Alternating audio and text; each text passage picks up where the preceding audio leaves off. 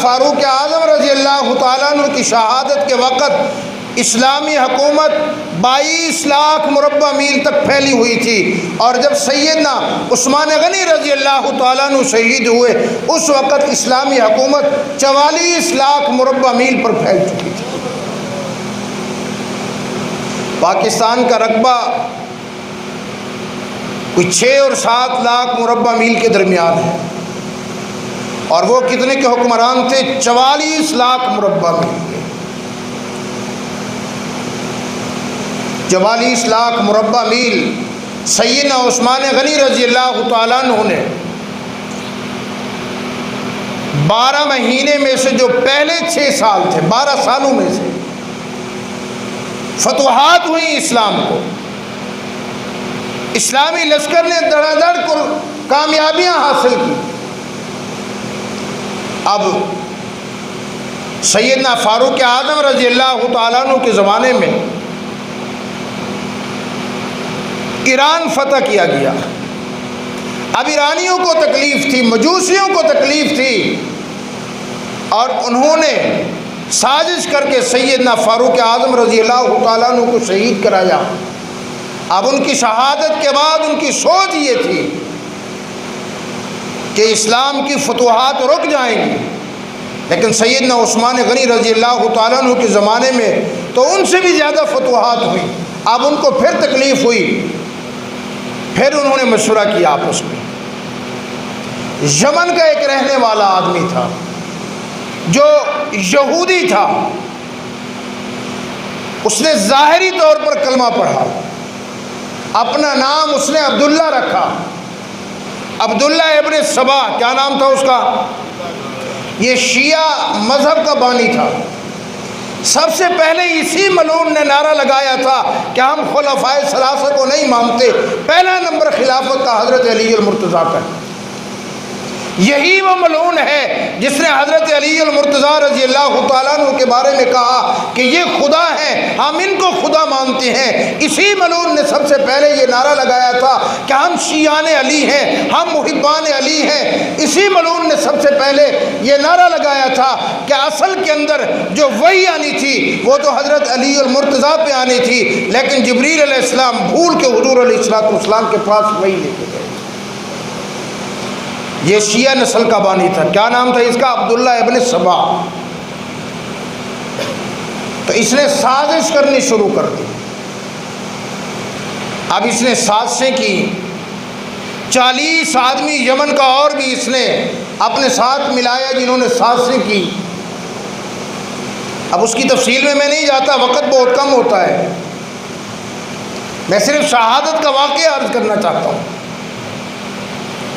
اب یہودی اور مجوسی ایران کے، ان کو پتہ چلا، کیونکہ ان کا بھی نقصان ہوا تھا، اور یہ بھی یہودیوں کو تکلیف تھی کہ مسلمانوں کو اتنی فتوحات مل رہی ہیں، یہ آپس کے اندر ملے اور انہوں نے سازشوں کا جال بننا شروع کر دیا۔ اب 400 بندہ اور بھی اس نے تیار کر لیا، مدینہ منورہ کا آ کر انہوں نے گھیرا کر لیا۔ یہ باغی ہو گئے، بہانہ کیا بنایا؟ ایک خط کا، تفصیل کے لیے وقت نہیں، تو انہوں نے آ کر، ذوالقعدہ کا مہینہ تھا، ذوالقعدہ کی تقریباً 7-8 تاریخ تھی، اور اکثر صحابہ کرام رضوان اللہ علیہم اجمعین حج کے لیے تشریف لے گئے تھے، کیونکہ آگے ذوالحجہ حج کا مہینہ تھا۔ تو انہوں نے موقع غنیمت دیکھا کہ اب مدینہ منورہ میں زیادہ صحابہ نہیں ہیں، ہماری سازش کامیاب ہو جائے گی۔ تو انہوں نے آ کر مدینہ منورہ کا گھیرا کیا، سیدنا عثمان غنی رضی اللہ تعالیٰ عنہ کے ساتھ انہوں نے کہا کہ آپ خلافت کو چھوڑ دیں۔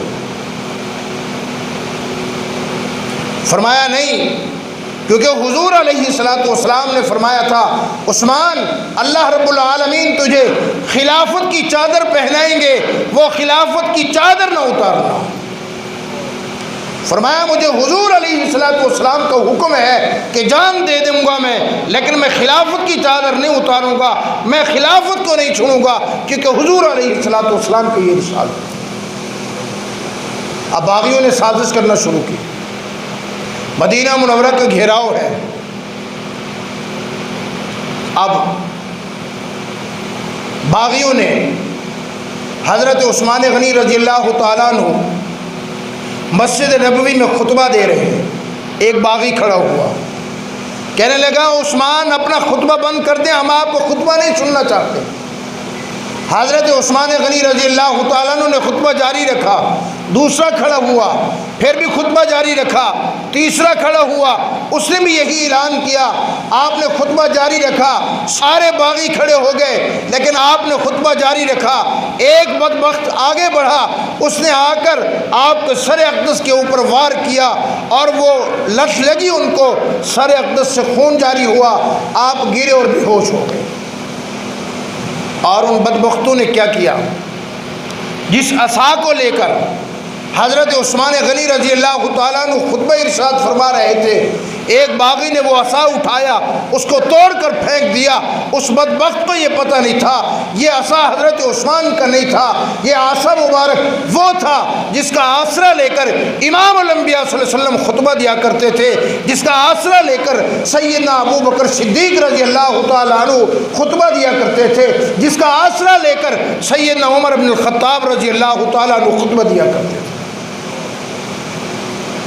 مختصر یہ کہ آپ کو اسی حالت میں گھر لایا گیا، عصر سے پہلے آپ کو ہوش آیا، سیدنا علی المرتضیٰ رضی اللہ تعالیٰ عنہ ساتھ بیٹھے، حضرت علی المرتضیٰ رضی اللہ تعالیٰ عنہ نے حال پوچھا، واہ عثمان، کیا اہل مدینہ کے ساتھ، کیا حضور کے شہر کے ساتھ، کیا حضور کے شہر والوں کے ساتھ تیری محبت ہے، اپنی جان کی پرواہ نہیں؟ فرمایا علی المرتضیٰ مجھے بتاؤ اہل مدینہ کا کیا حال ہے، اہل مدینہ کس حال میں ہے؟ سیدنا علی المرتضیٰ رضی اللہ تعالیٰ عنہ اجازت دے رہی ہے کہ یا امیر المومنین آپ ہمیں اجازت دے دیں، ہم ان باغیوں کے ساتھ جنگ لڑتے ہیں، ہم ان باغیوں کے ساتھ قتال کرتے ہیں، ہم ان کو تہس نہس کر کے صفحہ ہستی سے مٹا دیں گے، یا آپ کے اوپر ظلم ڈھا رہے ہیں، یہ صرف آپ کے صبر کی وجہ سے یا آپ کے صبر کا ناجائز فائدہ اٹھا رہی ہے، آپ مہربانی کریں اجازت عطا فرمائیں۔ سیدنا عثمان غنی رضی اللہ تعالیٰ عنہ نے فرمایا او علی المرتضیٰ، اگر مجھے عثمان غنی سے تیری محبت ہے، اگر تو واقعی مجھ سے محبت کرتا ہے تو میرا حکم ہے کہ مدینہ منورہ کے کسی باغی کے اوپر تلوار نہ اٹھانا۔ فرمایا کیونکہ امام الانبیاء صلی اللہ علیہ وسلم کا یہ شہر ہے، حضور صلی اللہ علیہ وسلم اس شہر میں چلے ہیں، میرے آقا نے اس شہر میں زندگی گزاری ہے، میں حضور علیہ السلام جس شہر میں میرے آقا کے قدم مبارک لگے ہیں، میں اس شہر کے اندر کسی کا خون نہیں کرنا چاہتا، میں اس کے اندر کسی کا خون نہیں گرانا چاہتا۔ حضرت علی المرتضیٰ رضی اللہ تعالیٰ نے مجبور ہو گئے، کیونکہ اسلامی حکومت کے وہ حکمران بھی حضرت عثمان غنی تھے، ان کا حکم ماننا بھی ضروری تھا۔ فرمایا بے بس سے اللہ اکبر، اسی لیے تو کہتے ہیں آسمان کی چھت کے نیچے زمین کے اوپر آج تک حضرت عثمان رضی اللہ تعالیٰ عنہ جیسا صبر کرنے والا نہیں آیا، نہ قیامت تک آئے گا۔ اگر بس بے بسو انسان صبر کر لے تو سمجھ میں آتا ہے، اتنی بڑا حکمران 44 لاکھ مربع میل کا بادشاہ ہے، اور سیدنا علی المرتضیٰ شیر خدا جیسے جس کے سپاہی کھڑے ہیں، حضرت امام حسن، حضرت امام حسین رضی اللہ تعالیٰ عنہ جیسے بہادر جری نوجوان جن کی رگوں میں محمد عربی صلی اللہ علیہ وسلم کا خون دوڑتا ہے، وہ اجازت مانگ رہے ہیں کہ یا امیر المومنین ہمیں اجازت دے دیں، ہم ان باغیوں کو تہس نہس کر کے ختم کر دیں گے۔ وہ شیر خدا جو ایک آدمی اکیلا ہزاروں کے اوپر بھاری ہے، وہ شیر خدا جس کا سپاہی ہو پھر بھی وہ صبر کرے کہ نہیں، میرا حکم ہے کہ کسی کے اوپر تلوار نہیں اٹھانی۔ باغیوں نے اعلان کر دیا کہ آج کے بعد حضرت عثمان غنی رضی اللہ تعالیٰ عنہ مسجد نبوی میں نماز نہیں پڑھا سکتے، مسجد نبوی میں خطبہ نہیں دے سکتے، حضرت امیر المومنین عثمان غنی رضی اللہ تعالیٰ عنہ باہر نہیں آ سکتے۔ ان ظالموں نے امیر المومنین کا پانی بند کر دیا، کھانا پینا بند کر دیا، گھر کا سارا محاصرہ کر لیا، گھر کے اندر نہ کسی کو آنے دیتے ہیں نہ باہر جانے